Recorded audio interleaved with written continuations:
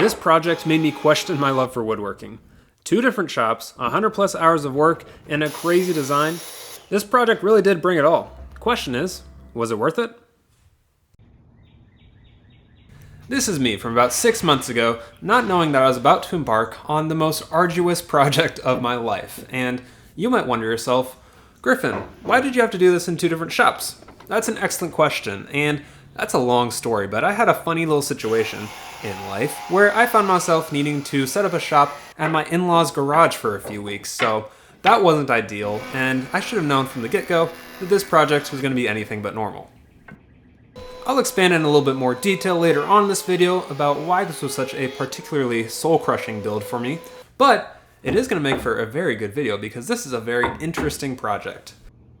This project began when a local interior designer approached me about building a piece for one of their clients. Now, I work with interior designers pretty frequently, so this was nothing new, but the piece itself was actually a little bit unique. The general design of this piece had already pretty much been decided before I even got involved, so my job was to bring that vision to life. And you saw a rendering just a minute ago of the overall piece, but what makes this unique is that it's not just a cabinet, it is actually going to be a hidden TV cabinet. So there will be a motorized mechanism in there that when you press a button, it'll lift up the TV and you can enjoy all your favorite shows. I had never built anything remotely like this before, but I thought it sounded pretty cool and I like a good challenge, so I was really excited to actually take on this job. There's a certain style of cabinet doors that are called the shaker style, and if you've been in a kitchen before, I would be willing to bet $1 million that you've probably seen them, but the general idea is that you have a perimeter of wood, and then you've got a recessed panel, and if it's made out of solid wood, that's to allow the panel in the middle to expand and contract throughout the seasons. So if you've never spent much time pondering cabinet doors, you can know now that they were built that way for a reason, and they just kind of look nice. All that to say, that is what I'm doing right here. I'm building really big shaker style doors as the side panels for this cabinet. As you've already seen, I cut a large groove down the middle of these pieces in order to fit that middle panel, but the next step was to actually cut the joinery so these pieces will be able to be glued together. The table saw blade I used didn't leave the cleanest finish in the middle, so I went ahead and cleaned that up with a handheld router and my chisels just to make sure that glue surface will be nice and smooth before taking over the side pieces to a shop-made jig over on my table saw. It might sound a little bit crazy, but the difference between a good joint and a bad joint is often just down to just a few thousandths of an inch, so that is a very high standard to meet, and I'm no joinery expert, I am very aware of that, but there's a couple ways that you can make that process a little bit easier on yourself, and that is through referential measurements. So the general idea being, rather than just trying to cut each piece individually, you start off the joint, in this case the groove, and then carefully work your way down to the point where the tongue will actually fit perfectly, like you see right here. That doesn't necessarily mean that it's an easy process to make this kind of joint, but if you take your time, you're able to make yourself look like not a mediocre woodworker, but actually a really good one. After checking to make sure that these panels were squared, I went ahead and glued them up off camera before turning my attention to the rest of the base. It may not be immediately obvious, but this is going to be a pretty big cabinet. It'll house up to a 65-inch TV, so the overall dimensions of the cabinet were pushing 6 feet wide and close to 4 feet tall. So this is by far the biggest cabinet I've ever built, and really you just don't build that many cabinets of this size as freestanding furniture. Pretty soon we'll get to the part of this build that made me question everything that I love about woodworking, but moments like these are actually some of the things that I love about woodworking and why, spoiler alert, I am still a woodworker. Since this cabinet is so big, I wanted to make sure that the joinery attaching the 2 side pieces together was nice and strong, so I opted to do a mortise and tenon joint, which is the most classic joint in all of woodworking. In the same way that people still listen to Michael Jackson music, drink Coca-Cola, or view Michael Jordan as the GOAT of basketball, that is an opinion that I will not be changing on, but feel free to tell me why you think otherwise. The mortise and tenon joint is the GOAT of woodworking because it is so strong and so durable. Like most of you out there, I prefer my furniture to stay in one piece, so that's why I decided to use the mortise and tenon here, and really, I just enjoyed it because it gave me an excuse to break out the chisels. Plus, that fit is very satisfying. This was going to be a big glue up, so I went ahead and did a dry fit test, and this is me from back then talking about it. Alright, so I went ahead and did a dry fit of this entire box component here, just to make sure that everything was looking good going into our glue up, but it is really big as you can see here, so I'm a little bit nervous about how it's going to go, just given the size, and I know I'll have a limited amount of time, so I'm going to throw up a time lapse, and hopefully you don't see me panicking like 5 minutes in, but we'll see. Fingers crossed. If you're not a woodworker, you might not know the feeling of sheer panic that one can experience when a glue up is going poorly, because that time is ticking, and you only have so much time to make it actually work out. But fortunately, through all my preparation and testing, this one actually went super smooth. Whenever I'm designing a piece, I like to make sure that there's a wow factor to it, but you can't have too many. For example, when it's a dining table, you can't have a super elaborate, obnoxious tabletop and an equally elaborate, obnoxious base. It just gets to be too much and it's kind of gaudy. This TV cabinet has to follow those same rules, and that's why the frame of it is pretty much boring. It's just a rectangle. But now we're gonna get into the exciting part, which is the front of this cabinet. That's gonna be the real showstopper of this piece. I would like for you to know that I did this next step once for the camera and twice just for my own enjoyment. It's about at this point that I started to realize that I might have some problems in this build, and it's not because I'm incapable of gluing up a bunch of panels like this, it's really just because I was starting to run way over on time already. Something that I always seem to fail to take into account when I'm bidding these projects is that the bigger the piece is, the longer each individual steps takes. Now, it's not a very big deal all the time, but when it comes to gluing up what was basically a whole new tabletop here, in addition to all the other work that went into this build, it starts to add up pretty quick. Now, it's not your problem to worry about how I bid a project or how long I think it's going to take, but it is kind of important to know that already at this point, I was starting to sweat a little bit. Regardless of what your hobby, pastime, or career is, if you do the same thing over and over and over again, you probably get really good at that, but at the same time, if you're doing the same thing, you're probably not growing or expanding your skill set. And that's one reason I actually really like working with clients, is because they come up with ideas that I might not have ever thought of, and it forces me to step outside of my comfort zone and try something new. This fluted design is definitely something new that I had never tried before, but I did a sample that you just saw there and it actually went pretty smoothly, so I was feeling pretty confident going into this, with the one exception that I had already met the time that I planned on spending for this entire build. I try not to spend my time crying over spilled milk, so I just decided to power on through this one and forget about the time aspect and try to focus on the love of woodworking, which is why I even got into this in the first place. So I started off by laying this out as precisely as I possibly could, down to the 64th of an inch, and I got to routing. The bit that I'm using for this is, I believe, a 1-inch cove bit, I think it's called. And this is a white side router bit, and I have had exceptional luck with white side bits. As you can see right here, it leaves just a perfectly smooth finish. And that's really saying something, because I actually routed a total of 525 linear feet with this single router bit, and I didn't get a single burn mark. If you're not a woodworker and don't really realize how significant that is, I forgive you, that's very niche knowledge, but let me tell you, that's exceptional. Well done, Whiteside.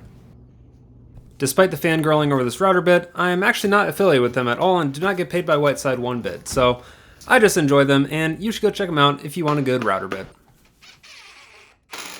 If you're watching this, I'm assuming you have a job of some sort, unless you're some 12-year-old kid. I don't know. If that's the case, go outside, read a book, do something other than watch videos online.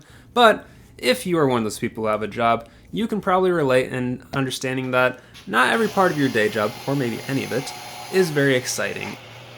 Unfortunately, that's just a reality of life. Not everything is going to be super exciting, and especially when you're watching YouTube videos like this where everything is condensed down into a short, palatable video, it can look like it's all fun and games, but I can tell you with absolute certainty that I had another 50 hours to go on this project, I was no longer making money, and this is not exactly the fun work to do. Getting covered in dust like I see right here just to add a recessed panel to the back of the cabinet, not exactly cream of the crop type of work. But I feel like it is my absolute duty to deliver the best possible piece to clients, and that is the goal that I go into every project with that mindset. And not every part of it is going to be fun, it's probably going to suck at some points, but I want to deliver the absolute best possible pieces, and that's the kind of attitude I try to bring into every one of my projects, and I can't say I do it all the time, But if you shoot for 100% and get 90%, that's still pretty good. Philosophical ramblings aside about woodworking, it was time to actually get to the exciting part of this, and we get our first look at the lift mechanism, which I was actually super stoked about and very glad to see that it actually fit, even though I knew I took my measurements and everything, but it is always relieving just to see it actually fit inside the cabinet. This was the part of the build that I was actually the most nervous about because the client, and myself frankly, wanted it so that when you press the button and the lift started going up, you didn't have to go over there and manually lift open the top before you could bring the TV up. It wanted to be one seamless motion. In case you're wondering, there is almost zero information out there on hidden TV lift mechanisms hidden inside of a cabinet, so I was definitely left to my own devices on this one and just praying that it would work out okay, which I guess we'll see here in a little bit. Some would call me a brave pioneer for forging into the unknown of woodworking by taking on a piece like this, but most people would correctly just see a guy working in his in-laws' garage with a fridge from the 90s in the background. Regardless of all that, I was actually really pleased with how this piece was coming together and how it looked at this point in the build, and fortunately, I'm about to move into my new shop. Before we can do that, however, this cabinet was absolutely begging for some feet, and I don't like to disappoint, so I whipped up this little plywood jig to easily cut the tapered legs, and it actually worked like a charm to get these all cut down to the exact same size. It did make me a little bit nervous just because of the amount of blade that was showing there and how close my fingers were to it, but if you go nice, slow, and steady, you can usually get by without cutting a finger off. Off camera, I used dowels and glue to actually hold these on permanently, but for now this is me placing them on there and they look really nice. As we step into the new shop, we see these panels here, and I'm a huge fan of how these routed grooves look. I think they look super clean, but you'll notice that the panels themselves are actually really cupped, and that's pretty much inevitable when you're taking out that much material on just one side of a panel, but ultimately it's not going to matter because they're all going to be fastened down permanently in place. This was a super high stake cut because I had a lot of time, energy, and money invested into this individual cut, so it had to be spot on. So I spent probably like an hour measuring for these cuts and ultimately was able to get them lined up just perfectly, and our reveals are seamless all the way throughout the piece. I can't remember if I mentioned this already, but in all the renderings you notice that the piece was gray, and that's what I'm going to be doing for the finished product here. And to do that, I'm going to be doing a tinted lacquer. Before getting into woodworking, I really didn't know that woodworking, meaning building the piece, and wood finishing are traditionally two very separate trades, meaning that somebody would build it, then they would send it off to a different entity to actually finish the piece. And this kind of finish is a good reminder of why that is a great idea, because it took a lot of experimentation to get the perfect color dialed in, and some practice just to get the perfect finish actually applied. Some people might view it as a criminal offense to apply a tinted gray lacquer to this beautiful maple hardwood piece, but I really don't view it that way because even though I do gravitate towards more natural finishes myself, ultimately it's whatever the client wants, and for this specific client, they wanted a gray piece of furniture, so gray is what they will get. While it's not all shown here, I did several coats of finish over the course of actually several days in order to get a perfectly consistent finish all the way across the piece. While you get a little glimpse right here, you'll see in a minute just how good this lacquer finish turned out, but before we get to see the final result, we need to add the lift mechanism to this cabinet. Once I add the fluted panels to the front of this piece, it's actually going to be super difficult to access anything inside of this piece, so I went ahead and left those off so I could easily install this lift mechanism. As you'll see in a minute here, this piece is turning out absolutely beautiful, but at this point I was frankly running on fumes, and I mentioned earlier that this actually made me question my love for woodworking, and that's because I did a simple math calculation to figure out how much I made per hour on this piece, and you would be shocked to find out that I made a whopping $4.16 per hour. For reference, I made $7.25 an hour bagging groceries as a 16-year-old kid, so this did not feel great. I had my fair share of regrets on this one and definitely threw myself a little bit of a pity party along the way, but at the end of the day, my main priority is just building the absolute best possible pieces that I can, and I feel like, as you'll see here in just a minute, I was able to accomplish that on this piece.